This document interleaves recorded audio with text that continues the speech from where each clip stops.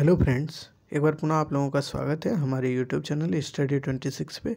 और आज के वीडियो के माध्यम से हम लोग देखने का प्रयास करेंगे जिन्होंने बीए फर्स्ट सेमेस्टर के जो भी बच्चे होंगे जिनका पेपर होगा हिंदी, और हिंदी में MIL जो कि AEC 1 जिसको बोलते हैं, वो अगर पेपर आपका हिंदी जो भी बच्चे ने लिया होगा तो उनके सिलेबस को हमने आरंभ पहले से ही किया हुआ है। इसमें कुछ ऑब्जेक्टिव प्रश्न भी देख लेंगे, चूँकि आपके एग्ज़ाम में ऑब्जेक्टिव प्रश्न भी आने वाले हैं।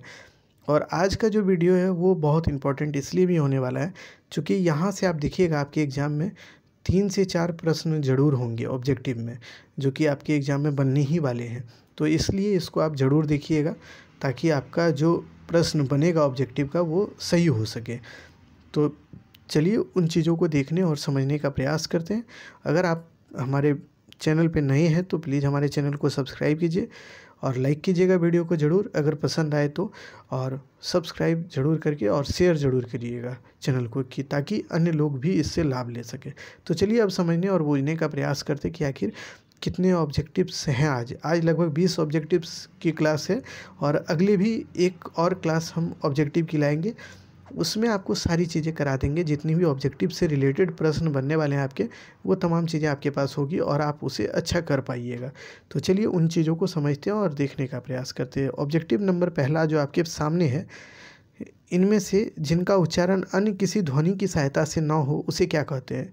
हमने आपको बताया था, ध्वनि में बताया था स्वर और व्यंजन ध्वनि, 2 ध्वनि बताया था हमने। और उसमें बताया था एक ध्वनि ऐसा होता है जिसका उच्चारण जब हम लोग करते हैं तो किसी की भी सहायता नहीं लेनी होती है, और दूसरी का उच्चारण जब करते हैं तो उसमें किसी की सहायता लेनी होती है। तो वही चीज़ आपसे पूछ रहा है कि इसमें कौन है जिसके उच्चारण में हम लोग किसी की सहायता नहीं लेते हैं। तो इसको आप देखिए, और ऑप्शन ए है व्यंजन ध्वनि, ऑप्शन बी है स्वर ध्वनि, ऑप्शन सी है निरर्थक ध्वनि, ऑप्शन डी है इनमें से कोई नहीं। तो आपको अपने कमेंट में जाके इसका जवाब लिखना है या टाइप करना है, ABCD कुछ भी आप लिख दीजिएगा जो भी आपको समझ में आए। इसका जो सही उत्तर होगा बी होगा, स्वर ध्वनि। देखिए स्वर ध्वनि जब हम लोग बोलते हैं ना, तो उसमें व्यंजन ध्वनि का प्रयोग नहीं होता है, ये बात ध्यान में रखिएगा। लेकिन जब व्यंजन को बोला जाता है तो उसमें स्वर की स्वर का प्रयोग होता है। अगर आप देखिए, आप अगर नए होंगे, इस वीडियो को आप नए हैं और देख रहे हैं तो आपको समझ में नहीं आने वाला है, क्योंकि इससे पहले जो थ्योरी हम करा चुके हैं उसी के बेस पे ये वीडियो है। तो अगर आप थ्योरी को देख लिए होंगे तब इसको देखिएगा तो आप सही भी उत्तर कर दीजिएगा। तो चलिए दूसरे प्रश्न को अब देख लेते हैं हम लोग। दूसरा प्रश्न आपसे बोलता है राजभाषा हिंदी लिखी जाती है, यानी जब देखिए अंग्रेजी जब लिखी जाती है तो उसकी भी एक लिपि होती है, उसी तरह हिंदी जब लिखी जाती है तो उसकी क्या लिपि है, यही आपसे इनडायरेक्टली पूछ रहा है। तो राजभाषा हिंदी जो लिखी जाती है वह कौन लिपि में, तो ऑप्शन ए है आपके पास खरोष्ठी लिपि, ऑप्शन बी है देवनागरी लिपि, ऑप्शन सी है रोमन लिपि, ऑप्शन डी है इनमें से कोई नहीं। इसका सही उत्तर होगा बी, जो है देवनागरी लिपि में हिंदी को लिखी जाती है, ये बात ध्यान में रखिएगा आप। उसके बाद आ जाइए, विश्व में सर्वाधिक वैज्ञानिक लिपि कौन मानी जाती है, यानी कि विश्व में कौन वैसी लिपि है जिसको सबसे ज़्यादा वैज्ञानिक माना गया है। तो ऑप्शन ए है फारसी लिपि, ऑप्शन बी है देवनागरी, ऑप्शन सी है रोमन, ऑप्शन डी है इनमें से कोई नहीं।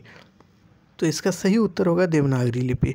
तो देखिए जब हिंदी विषय पढ़ रहे हैं, हिंदी विषय में आप जानते हैं कि देवनागरी लिपि में हिंदी को लिखा जाता है, तो उसमें ज़रूर ये ध्यान रखिएगा जब भी बातें लिपि से संबंधित होगी तो वो देवनागरी लिपि की ही बात कर रहा होगा ज़्यादातर।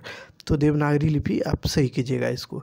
अब आ जाइए, 4th नंबर क्वेश्चन आपका क्या है, बाबर की ममता, जो हमने आपको पढ़ाया भी है, बाबर की ममता के लेखक कौन है। आपको 1-2 दिन पहले ही हमने बताया कि बाबर की ममता जो है उसके लेखक कौन है। तो इसका ऑप्शन आपके पास है प्रेमचंद, ए नंबर, ऑप्शन बी में है रामचंद्र शुक्ल, ऑप्शन सी में है रामवृक्ष बेनीपुरी, ऑप्शन डी है देवेंद्र नाथ शर्मा। तो आपको हमने बताया था, जब बाबर की ममता आपको कहानी हमने पढ़ाया तो उसमें बताया था कि बाबर की ममता जो है देवेंद्र नाथ शर्मा की रचना है। तो ये आप ध्यान में रखिएगा। उसके बाद 5वां नंबर आ जाइए, गेहूँ और गुलाब निबंध है, कैसा निबंध है, गेहूँ और गुलाब जो आप पढ़िएगा उसमें वह कैसा निबंध है। पहला ऑप्शन है ललित, ऑप्शन बी है विचारात्मक, ऑप्शन सी है वर्णनात्मक, ऑप्शन डी है राजनीतिक। तो ये सही उत्तर इसका जो होने वाला है वो आप देखिएगा ललित, ये ललित है, समझे। तो इसको ध्यान में रखिएगा कि ये ललित निबंध है गेहूँ और गुलाब, तो इसको ध्यान में आप रखेंगे। उसके बाद आ जाइए अगले प्रश्न में, 6 नंबर प्रश्न यानी 6 नंबर क्वेश्चन है, अक्ल के अंधे से क्या तात्पर्य है। यानी आप जब जानते हैं कि मुहावरा में अक्ल का अंधा होना, इसका क्या अर्थ होता है। पहला ए ऑप्शन है मूर्ख, ऑप्शन बी है बुद्धिमान, ऑप्शन सी है चतुर, ऑप्शन डी है पागल। तो इसका सही उत्तर होगा अक्ल का अंधा, यानी कि जिसको कोई अक्ल नहीं है। हम लोग किसको बोलते हैं, मूर्ख को बोलते हैं। तो इसका सही उत्तर होगा मूर्ख। तो ये ध्यान में रखिएगा। उसके बाद देखिए 7 नंबर क्वेश्चन है, अड़ियल टट्टू का क्या अर्थ है। अड़ियल टट्टू, तो इसका अर्थ क्या होता है। ए नंबर है जिद्दी न करने वाला, यानी कि जो जिद्दी नहीं करे, यानी कि मान लीजिए कोई किसी कार्य को करना चाहता है और वो जिद बना ले कि हम ये तो करेंगे। अभी आपका जिद होगा कि आप एग्ज़ाम जब दीजिएगा फर्स्ट सेमेस्टर का, कुछ बच्चों का जिद होगा कि हमको टॉप करना है। अच्छी भी बातें हैं ये, और हम चाहते भी कि आप में ही कोई बच्चे अच्छा करे भी। तो ये जब तक आप जिद नहीं रखिएगा तब तक आप आगे बढ़ भी नहीं पाइएगा। तो जिनका जिद जिनके अंदर होता है, तो उसके लिए ये आवश्यक है कि वो जिस चीज़ को करे उस पर 100% अपना लगाए। तो आप भी अपनी पढ़ाई कर रहे हैं तो आप अपना 100% दीजिए, क्योंकि आपका एग्ज़ाम तो अब 20 दिन बचा हुआ है। 20 दिन आप जितनी अच्छी तरीके से तैयारी कर लेंगे उतना अच्छा नंबर आ जाएगा। फिर उसके बाद तो आप इंजॉय करिए ना, उसके बाद फिर आप 6 महीने तक जैसे तैसे अपना समय गुजारिएगा। फिर आपको तैयारी करना होगा तो फिर हमारे चैनल पे आ जाइएगा, यहाँ से आपको फिर से तैयारी कर लेना है। तो देखिए अड़ियल टट्टू का अर्थ होता है जिद न करने वाला, ये ऑप्शन आपके पास है। दूसरा है हिलना जुलना, यानी हिलना मिलना जुलना, जिसका है हिलना लिखा गया है बट इसको लिखिएगा मिलना जुलना, ठीक है, मिलना जुलना दूसरा ऑप्शन। ऑप्शन सी है एक जगह खड़े हो जाना, ऑप्शन डी है जिद्दी होना। तो अड़ियल टट्टू का अर्थ होता है बच्चों जिद्दी होना, ये सही उत्तर होगा इसका डी, जिद्दी होना। यानी अड़ियल मतलब अपना जो भी निश्चित कर लिया उस चीज़ को करना है तो फिर करना है, ऐसे व्यक्ति को अड़ियल टट्टू बोला जाता है। तो इसको ध्यान में रखिएगा। उसके बाद आ जाइए 8वां नंबर है, एक पंक्ति आपके पास दी गई है उसको पूरा करना है आपको। आम खाने से काम, पेड़ गिनने से क्या। यानी आपके पास बोला जा रहा है आम खाने से काम, पेड़ गिनने से क्या, और उसके बाद खाली स्थान आपको दे दिया, उसमें भरना है क्या नाम, या फिर क्या पहचान, या क्या दाम, या फिर क्या काम।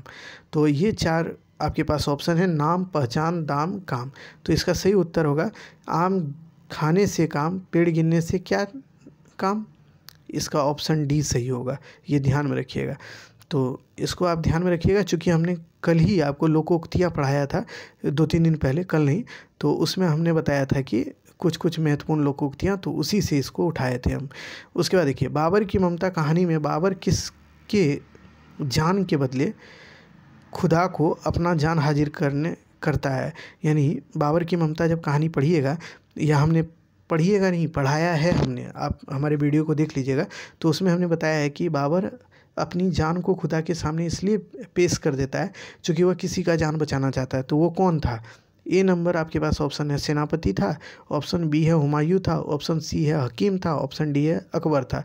तो इसका सही उत्तर आप जानते हैं क्या होगा, तो आपको हमने बताया भी है, तो आप कमेंट में ज़रूर कीजिएगा और बताइएगा कि वो ऐसा क्यों करना चाहता था। तो इसका सही उत्तर हमने बताया था हुमायूं। हुमायूं के ही कारण, हुमायूं जो बाबर का बेटा था, उसी को बचाने के लिए ये बाबर क्या करता है कि अपना जान मतलब खुदा को सौंप देता है और कहता है कि खुदा हमारी जान ले लीजिए और हमारे पुत्र की जान बचा दीजिए। तो ये ध्यान में रखना है आपको। उसके बाद आ जाइए 10th नंबर क्वेश्चन है, किसने कहा शहजादा हुमायूं हिंदुस्तान के बादशाह होगा। यानी शहजादा हुमायूं जो है वो अब हिंदुस्तान का बादशाह होगा, ये किसने कहा था। नंबर ए है ऑप्शन आपके पास लेखक ने, ऑप्शन बी है सेनापति ने, ऑप्शन सी है बाबर ने, ऑप्शन डी है इनमें से कोई नहीं।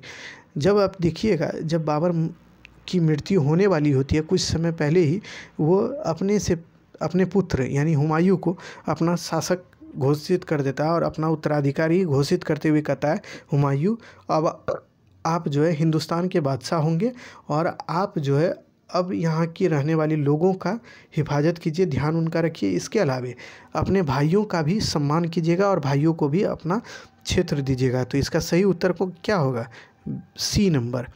इसका सही उत्तर सी होगा, बाबर ने कहा था। ये बात ध्यान में आपको रखना है। उसके बाद आ जाइए 11 नंबर में, गेहूं और गुलाब निबंध में गेहूं किसका प्रतीक है। गेहूं और गुलाब जो निबंध है उसमें गेहूं किसका प्रतीक है। ए ऑप्शन है अमीरी का, ऑप्शन बी है गरीबी का, ऑप्शन सी है श्रमिक का, ऑप्शन डी है बिलासी का। तो इसका सही होगा बी नंबर। गेहूँ जो है गरीबी का प्रतीक है। गरीबी का प्रतीक क्या है? गेहूँ है।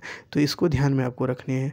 आगे देखिए अब क्या है, बेंटो वाली विधवा किसकी रचना है? बेंटो वाली जो विधवा कहानी है ये किसकी रचना है, यही आपसे पूछ रहा है। ऑप्शन ए है आपके पास रामचंद्र शुक्ल, ऑप्शन बी है प्रेमचंद, ऑप्शन सी है रामवृक्ष बेनीपुरी, ऑप्शन डी है देवेंद्र नाथ शर्मा।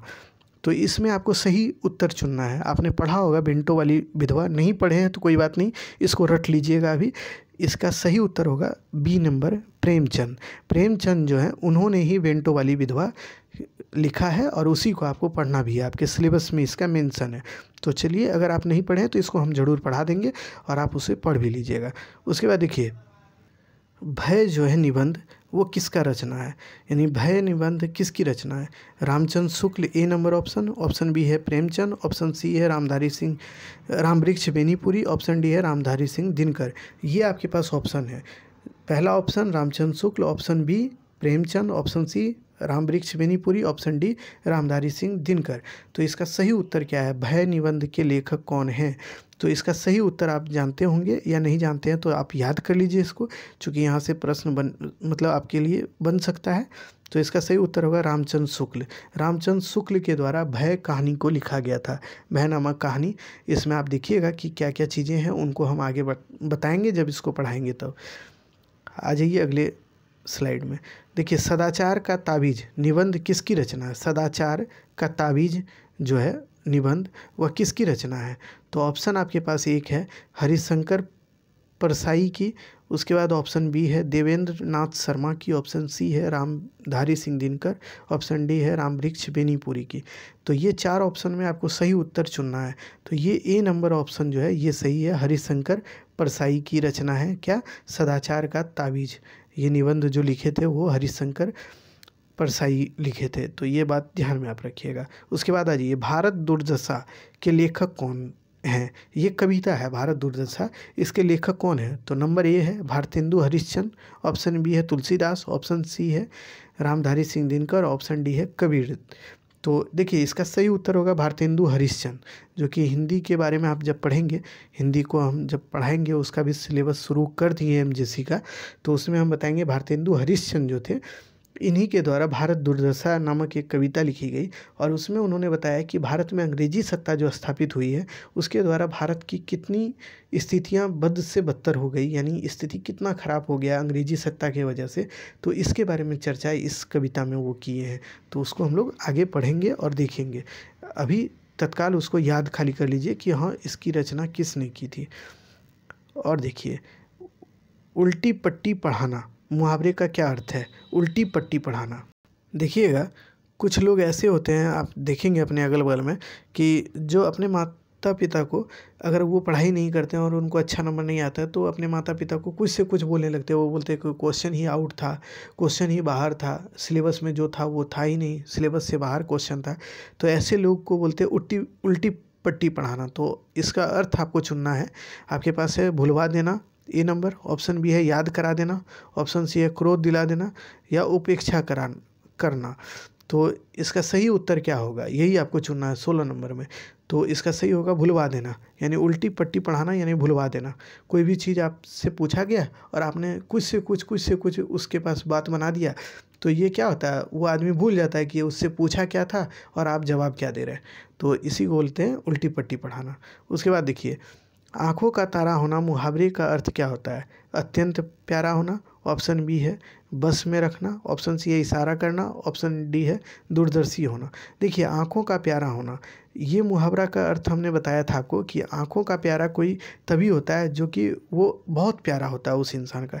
जैसे आप अपने माता पिता की आँखों की तारा हैं, किसी और के हो ना हो ये कहना मुश्किल है, बट आप अपने माता पिता के तो ज़रूर हैं। आपके माता पिता आपको बहुत ज़्यादा मतलब प्यार करते हैं और आपकी इज्जत भी करते हैं, तो ये ध्यान में रखिएगा। 18 नंबर आपके पास प्रश्न है, अक्ल का अंधा अक्ल का दुश्मन होना, इसका अर्थ क्या होता है? अक्ल का अंधा अक्ल का दुश्मन होने का अर्थ क्या है? तो इसका ए ऑप्शन है तेज होना, ऑप्शन बी है बिल्कुल स्वतंत्र होना, ऑप्शन सी आपके पास है मूर्ख किंतु धनी होना, ऑप्शन डी है आपके पास महामूर्ख होना। तो इसका सही उत्तर जो होगा महामूर्ख होना, ऑप्शन डी होगा कि अक्ल का अंधा अक्ल का दुश्मन यानी महामूर्ख। वो व्यक्ति जो कि सबसे ज़्यादा मूर्ख है वही अक्ल का अंधा और अक्ल का दुश्मन भी होता है। तो ये बात ध्यान में रखिएगा। वो किसी की बातें मानेगा ही नहीं, आप कितना भी सही बोल लीजिए वो मानने के लिए तैयार ही नहीं होता। जो महामूर्ख व्यक्ति होते हैं आप कभी देखे होंगे, ऐसे व्यक्ति से आपके लिए सबसे अच्छी बात ये है कि आप उनसे बात ही नहीं कीजिए। 19 नंबर, आगे नाथ ना पीछे पगहा, इसका क्या अर्थ है? यानी आगे नाथ ना पीछे पगहा जो लोकोक्तियाँ हैं उसका अर्थ क्या होगा? ए नंबर ऑप्शन है आपके पास किसी का विश्वास पात्र ना होना, उसके बाद ऑप्शन बी है किसी दूसरे के सहारे रहना, ऑप्शन सी है बिल्कुल स्वतंत्र होना, ऑप्शन डी है किसी अन्य पर आश्रित होना। आगे नाथ ना पीछे पगहा जब हमने कल आपको कुछ दिन पहले बताया था तो उसमें हमने बताया था वे व्यक्ति जो कि एकदम बिल्कुल स्वतंत्र है, जिसके ना तो कोई आगे है ना ही कोई पीछे है, यानी उसको इस बात की कोई चिंता नहीं है कि लोग क्या बोलेंगे, लोग क्या समझेंगे, वो अपने में मस्त मौला है। वैसे लोग जो बिल्कुल स्वतंत्र हैं उसी को बोला जाता है आगे नाथना पीछे पगहा। ये ध्यान में रखिएगा। फिर आपके पास एक प्रश्न है 20वां नंबर, पद्मावत किसकी रचना है? आप जानते हैं पद्मावत मूवी एगो आया था जो कि आप देखिएगा संजय लीला बंसाली के द्वारा बनाया गया था। आप देखिएगा उसको एक बार देख लीजिएगा, वो हिस्ट्री से संबंधित वो मूवी है। तो लेकिन उससे ज़्यादा जानकारी नहीं मिलेगा, बस आप चीज़ों को समझ पाइएगा कि हाँ ऐसा होता होगा ऐसा करके। तो देखिए ये पद्मावत किसकी रचना है, वो मूवी किस, यही जो पद्मावत बुक है ना इसी से कुछ लिया गया उसमें अंश है। तो इसीलिए ये जो रचना है आखिर किसकी है यही आपसे पूछ रहा है। तो ऑप्शन ए है कबीर की, ऑप्शन बी है मलिक मोहम्मद जैसी की, उसके बाद तुलसीदास की, ऑप्शन सी, ऑप्शन डी है भारतेंदु हरिश्चंद्र की। तो इसका सही उत्तर होगा ऑप्शन बी, मलिक मोहम्मद जैसी की रचना है पद्मावत। तो ये ध्यान में रखिएगा आप। तो चलिए आज के वीडियो में इतना ही। और आज के वीडियो के माध्यम से हमने 20 आपके पास ऑब्जेक्टिव प्रश्न आपको बताए जो MIL हिंदी जो भी आपने लिया होगा उनके लिए ये बहुत इंपॉर्टेंट है, हिंदी वाले बच्चों के लिए। तो आप इसको ज़रूर रट लीजिए क्योंकि यहाँ से प्रश्न आपके लिए बन सकते हैं और बनने की ज़्यादा संभावनाएं यही है कि जितने भी आपको निबंध के बारे में बताया और उसके राइटर के बारे में, तो वहाँ से तो प्रश्न बनेगा ही। आप निश्चिंत रहिए, 1 से 2 प्रश्न आपके लिए ज़रूर होने वाला है वहाँ से, या हो सकता है 3 भी हो। तो ऐसे आप इस चीज़ को याद ज़रूर कर लीजिएगा क्योंकि यहाँ से जब भी प्रश्न बनेंगे वो आपको बेनिफिट दे जाएगा। बस उसको याद करके चले जाइएगा कि किसके द्वारा क्या चीज़ लिखा गया था। तो चलिए आज बस इतना ही, अगले वीडियो में फिर मिलते हैं हम, तब तक के लिए धन्यवाद।